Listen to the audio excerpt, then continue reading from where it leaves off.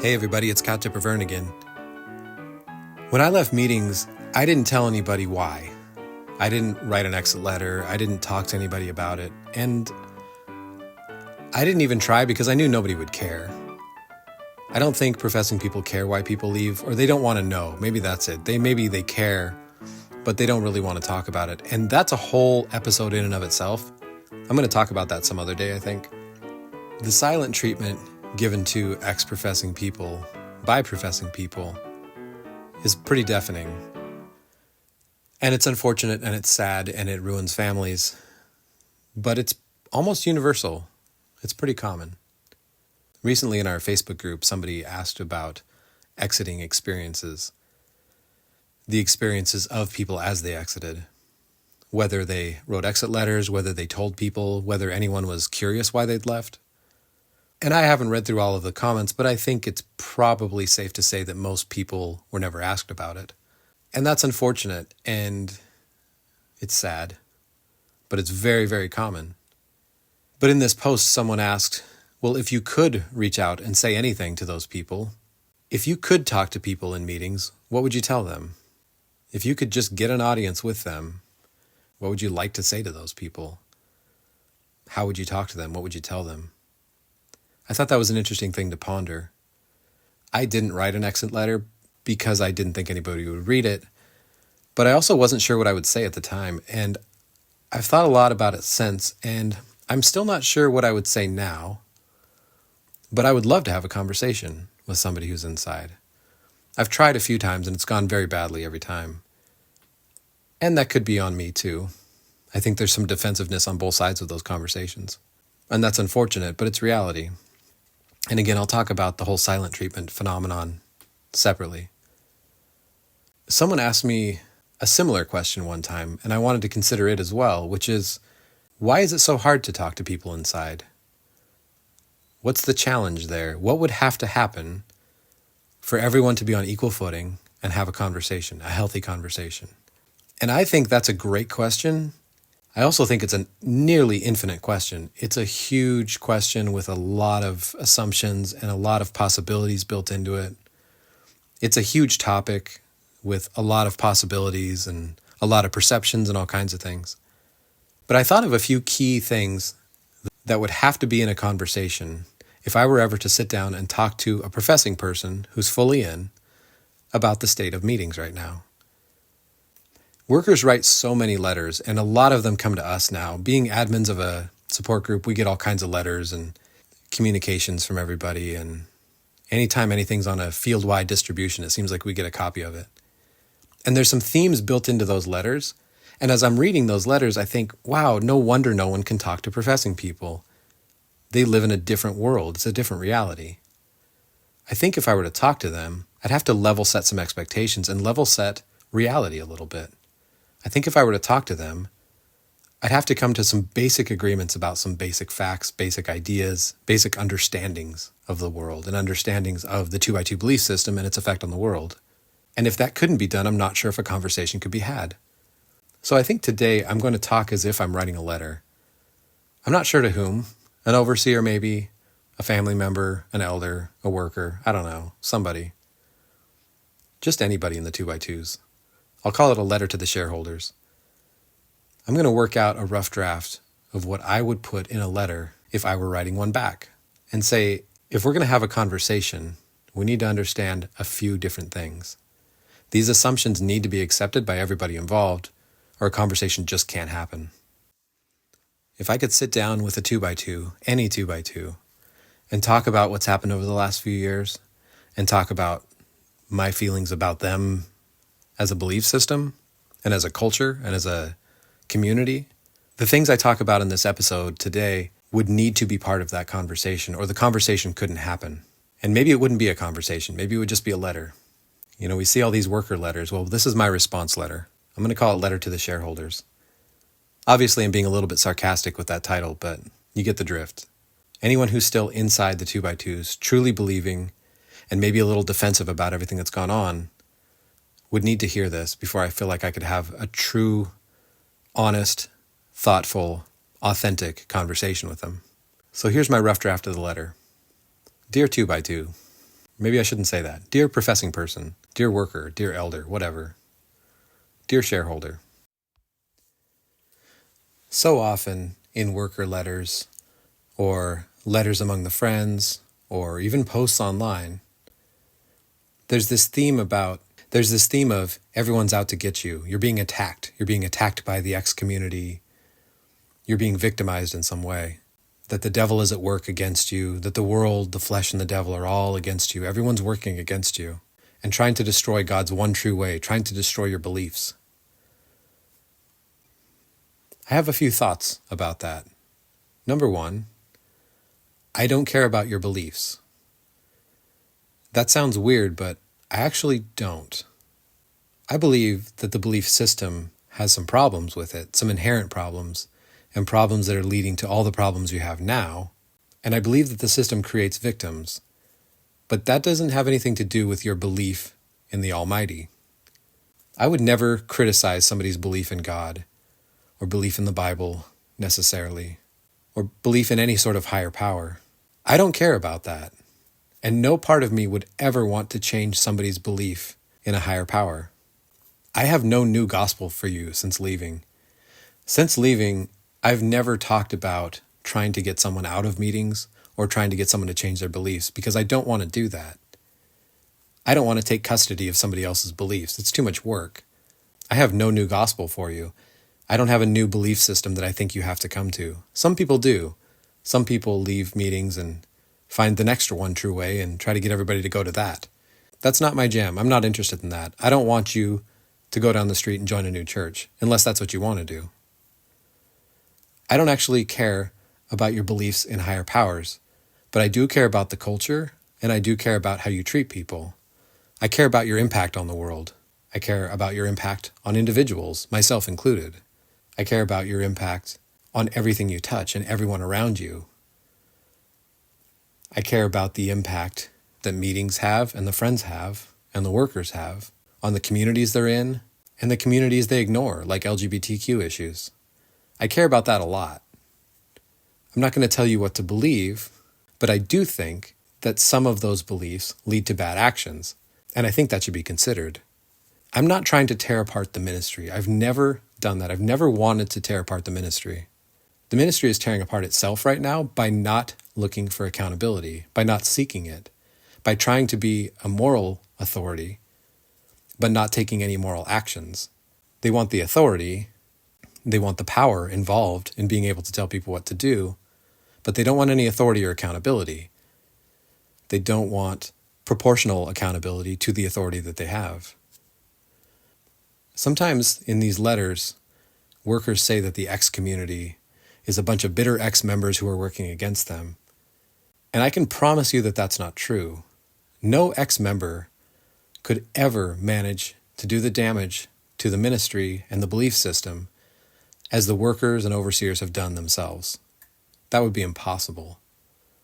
There may be some ex-members who are trying to tear things apart, but I'm not doing that. And I would need an understanding of that before we ever have a conversation. As an admin of an X group, I notice that we get influxes of new members every time an overseer writes a big letter. I'm not writing new letters.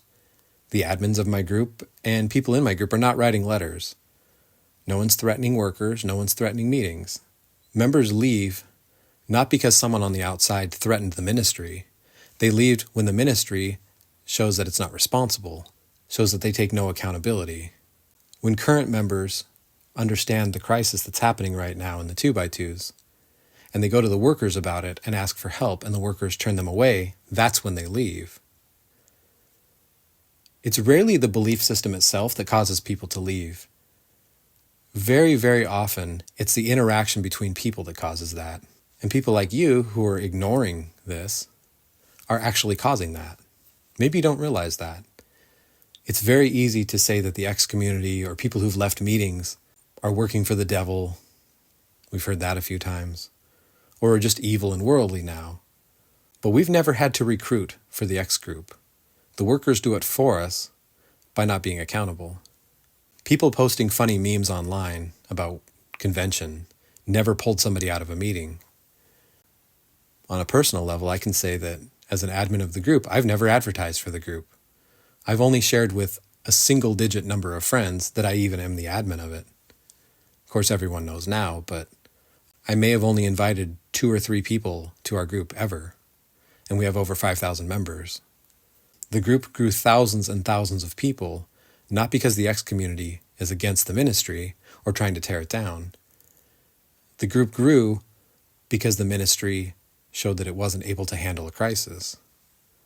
So I want to make it very clear that I don't want to tear the ministry apart, and I don't work against it. I don't need to. That's not my point. I don't want to reach back into the group at all. I don't want to reach back into the 2x2s at all. I don't want to talk about any of that. I have an X community to be a part of, and I have a friendship group, a community, and a family outside of all of that.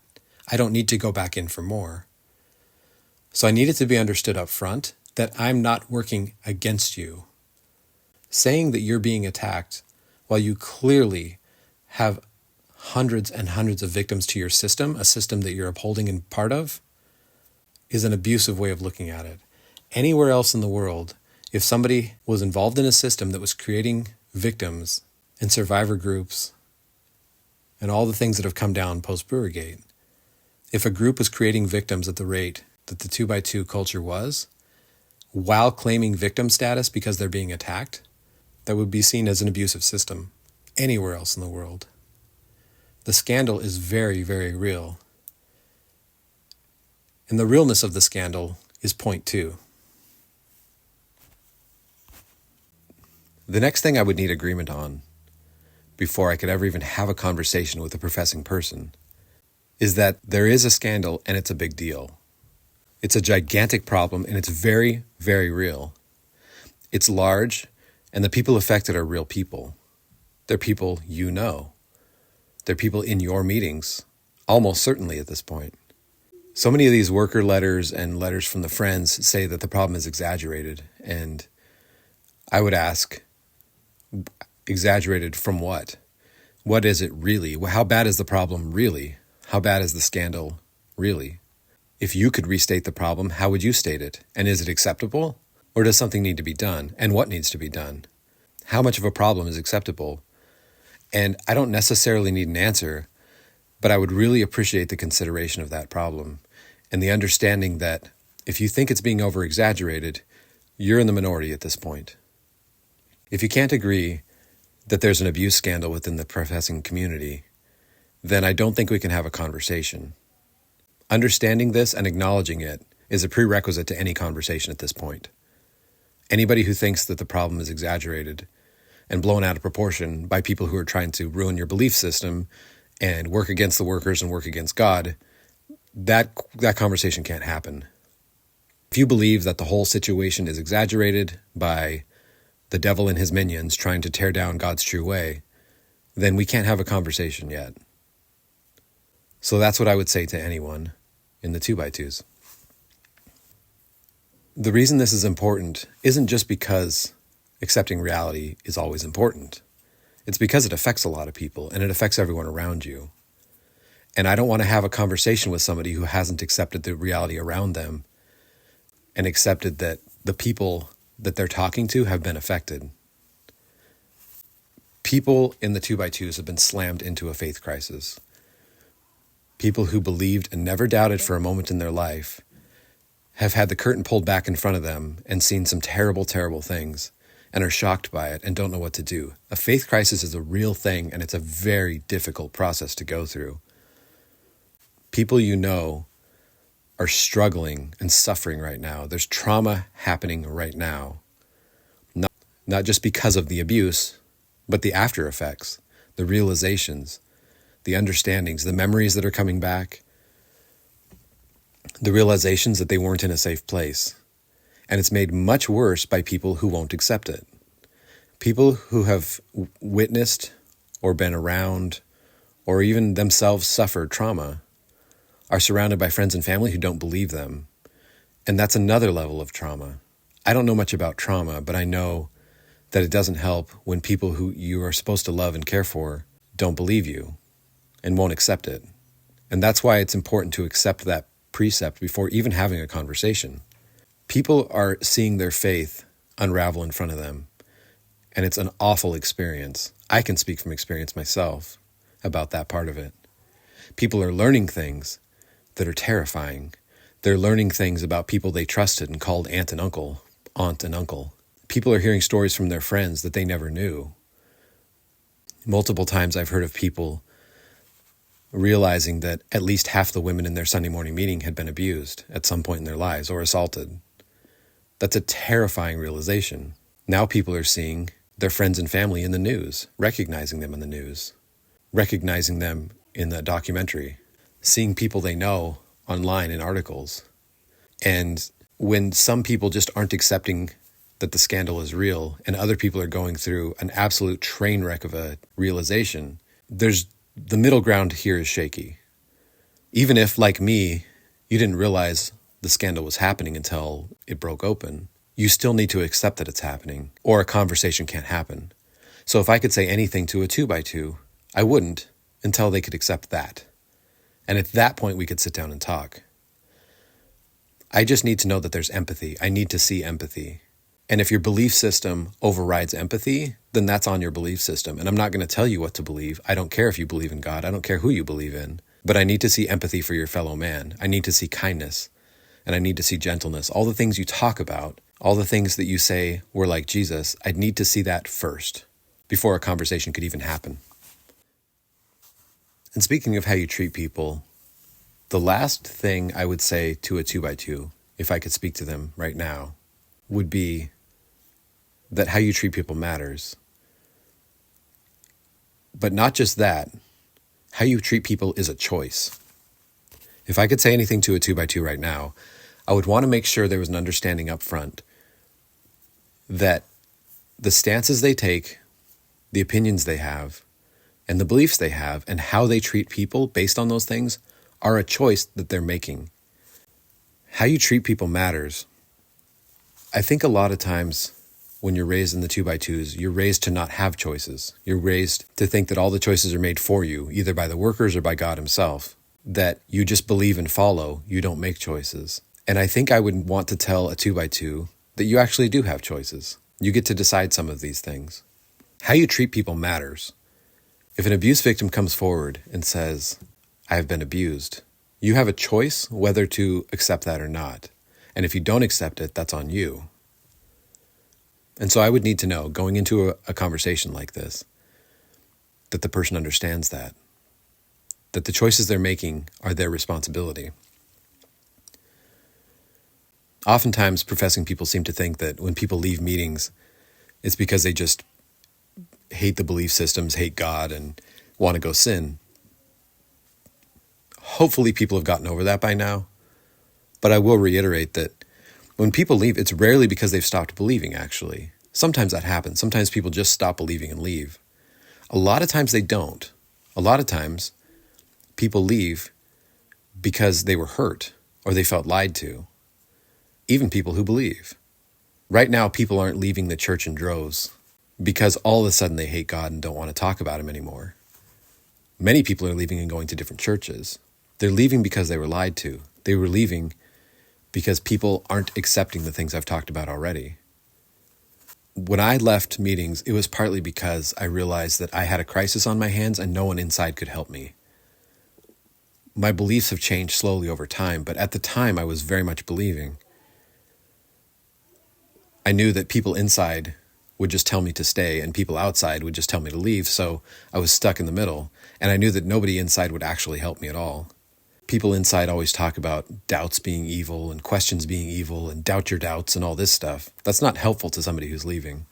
And I'll talk more about the silent treatment later, as I mentioned.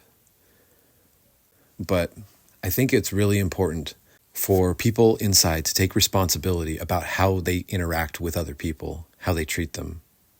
Part of the abuse crisis that's going on right now that's so painful is people just not being heard. And I would need to talk to somebody. If I were to sit and talk with anybody, I would need them to understand that I see that as a choice for them. You have a choice with how you interact with people. If someone brings an abuse story forward and you doubt them, that's because you've decided to do that. God didn't tell you to do that. That's not your beliefs, that's your choice.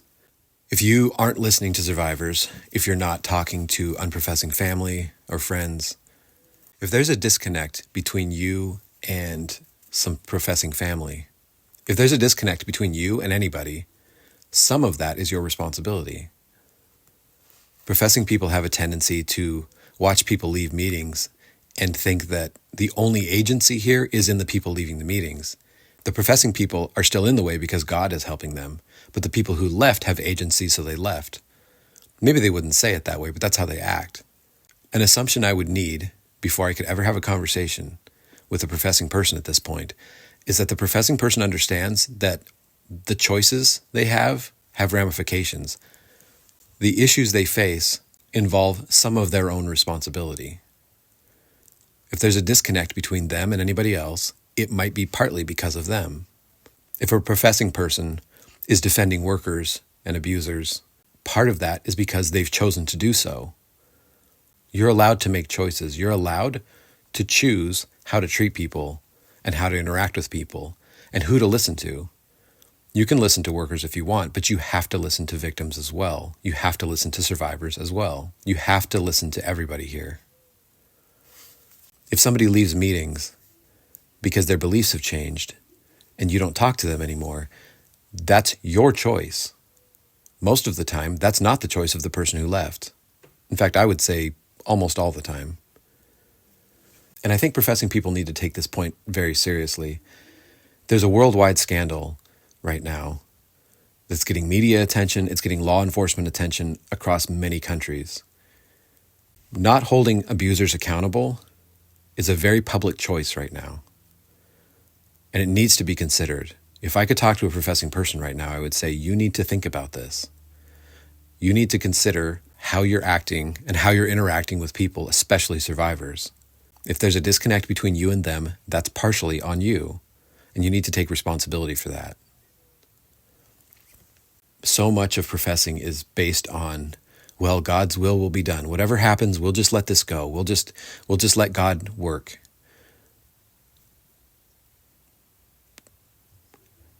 I've even heard an overseer speak one time about how people are asking him how he's going to handle all of this stuff, and he said, I'm not going to do anything. I'm just going to let God work. Well, God worked. It's interesting to see such an upheaval and think that God's not involved at all, but God will just sit by and watch. I don't mind you trusting in God. I don't care about your beliefs. I really don't. But I do care about your responsibility, and you have some responsibility, and you can act. And when you decide not to act, and when you decide not to listen, you're making a choice. You're making an affirmative choice, and you need to be responsible for that. Maybe you have a reason, but speak to that reason. Be willing to talk to that reason. Victims and survivors and the advocacy communities and the ex-community at large have taken an incredible amount of responsibility about what's happening right now, have taken a lot of risk, have gone through a lot of trauma and a lot of pain, and have worked very, very hard to do the right thing. While people in meetings are saying they're just waiting for God to work. God can work, that's fine, but so can you.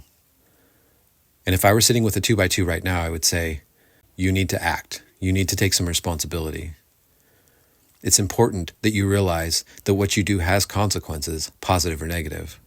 Not doing anything is a choice, and not doing anything oftentimes can hurt people. Not doing anything isn't letting God work at this point. God can work anyway. We won't limit his power here. But you can work. Don't limit your own power.